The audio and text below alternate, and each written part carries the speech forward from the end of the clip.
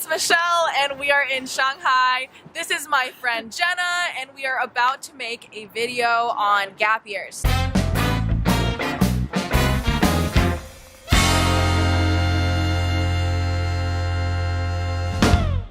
Before I talk about how me and Jennah met and have Jennah introduce herself and talk about her story, I just want to explain really quick why we wanted to make this video. Basically, after we came back from our gap years, both of us had a lot of common things that we both enjoyed and grew from our experiences, and also things that we struggled with coming back. Also, when we started school again, we met other gap year students who shared a lot of the same thoughts that we had.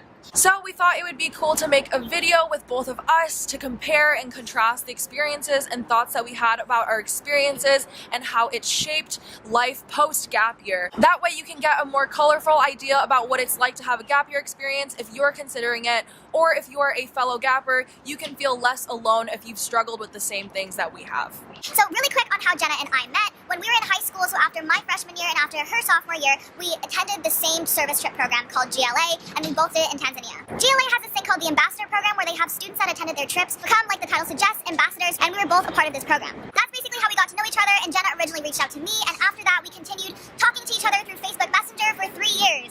So we both ended up taking gap years after high school, and in October I happened to be coming through New York for a weekend, and I knew that she was at NYU.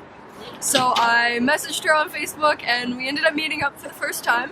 And now we are both in Shanghai. Do you want to introduce yourself a bit about what you did on your gap year and your current situation? So for 10 months I was working as an au pair in Nice, France. I was living with a host family and I had free room, free board, and on top of that I was paid every week. It was amazing accommodations. I would highly recommend. My responsibilities included bringing the kids to their activities in the evening, picking them up from school, making dinner, really helping out with homework. During the day, I was able to attend a language school where I greatly improved my French, and I was able to make my good friends there as well, so it was really beneficial to take classes while I was there. I had originally committed to Tulane University in New Orleans, and then during my time in France, I realized that it was too expensive for what I was really looking for. I saw how in France people were going to university for free, and I could not fathom paying $70,000 a year for my education. So then when I was looking again at schools,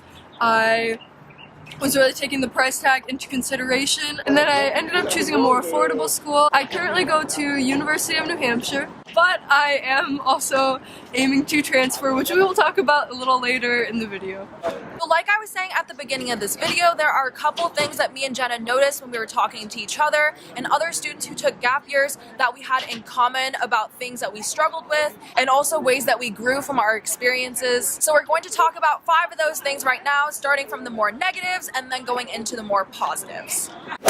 So the first one is restlessness. During the gap year, I was moving around a lot and changing different places every couple of months. So to all of a sudden go back to school and to need to settle down and take classes and have a routine, I often felt very restless and had the urge to pack my backpack and go somewhere new and take off again.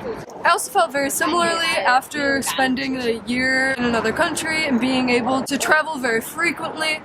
Settling down in New Hampshire was not what I expected coming back, and after being away for so long it was a little difficult for me at first. Feeling like I had a sense of community and that I could stay in one place for an extended period of time. I always felt like I needed to be changing and meeting new people constantly, having more and more opportunities that I just was not finding at my current school. And I definitely think that being in like the middle of New Hampshire versus New York City, that restlessness is a lot more magnified and might be more of an issue. So the second thing we wanted to talk about is having difficulties connecting with people our age again after living by yourself for an entire year and being surrounded by mainly students who had just come out of living with their parents. It's not even because you're a year older than them technically, it's more because you had a whole year's worth of experience that they haven't had before, which can make it hard to relate. One thing that I found very different coming back to the US was the drinking culture. People at the universities tend to just go out and binge drink, whereas while I was in France we were able to go out to bars, and it was a much more casual experience. I feel more mature now. No, I get what you mean though. Like, it definitely feels silly when you just spent a year like just being able to casually go to a bar and have a drink with a friend, and you come back and people are just trying to get fucked up every single night because they're coming from high school and living with their parents, or they're very restricted.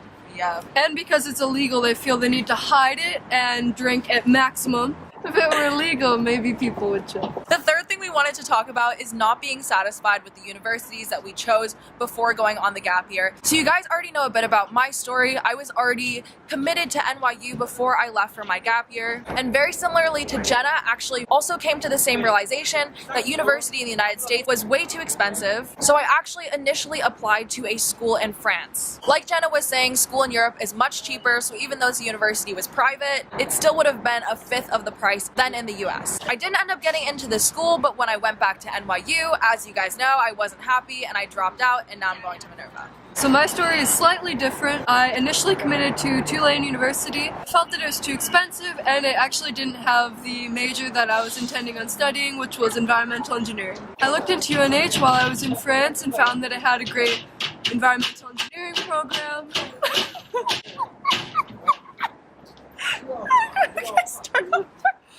And what drew me to the school was the environmental engineering program and the ability to have a dual major in international affairs. Now, as many of you may know, a lot of things look better on paper, and I'm not completely happy where I am currently, which is why I am planning on transferring to a university in Canada next year.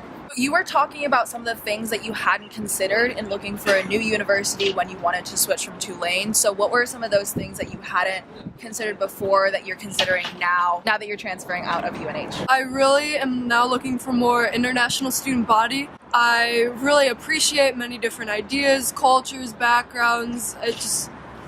Diversity is a great thing, and I am not finding that where I am currently. So looking for a more international student body, why was it that Canada specifically drew you? Yes, so after my year in France, I really picked up the language, and I absolutely love being surrounded by the Francophone culture. And I know that living in Quebec, I'd be able to speak French, and even further improve my language abilities, which I'm really looking for at this time. Another thing that I really am considering more so now is the location. So when looking at universities initially, I was not under the impression that I really loved the city. After living in such a rural environment, I know now that I want to live in a city that has a more expansive... There's more going on. Like old people and babies and not just students. Actually. Yeah, no, I get what you mean. Get out of the student bubble. Yeah. So now on to the fourth thing we wanted to talk about. This is where it gets more positive. We definitely both noticed that we kept in contact with a lot of the friends that we made throughout our year. For example, I'm currently visiting my friend Ale, who I met in France, was from Mexico and is now living in Shanghai as an au pair. And I actually went back to Mexico in October, like 2 weeks maybe after I met up with Jennah in New York for Day of the Dead and to visit my friends in Oaxaca. This kind of brings us to our fifth point about a very positive outcome of taking a gap year, which is that both of us have definitely become more globalized, global citizens. We don't really know how to articulate it best, but like, let's face it, we are in Shanghai together. We just met up with her friend Ale, who she mentioned from Mexico. You guys are speaking Spanish with each other. Her boyfriend's German, we all get along. It's a good time. People are speaking French around us like other tourists, and Jennah's like, I can understand what you're saying. And it doesn't stop now. I really believe going forward I will be a more educated traveler, and I'm keeping my curiosity for the world. And that's why you're seeking a more international student body, and that's why Minerva was interesting for me, you know, being surrounded by people from all different countries and traveling to a new country every semester. It's a product, I think, of having a more global outlook and not being able to go back into your American bubble, you know? Okay, so we kind of fucked up the camera angle, but that's also because we are filming in the streets of Shanghai. If you're curious to see, this is what's going on.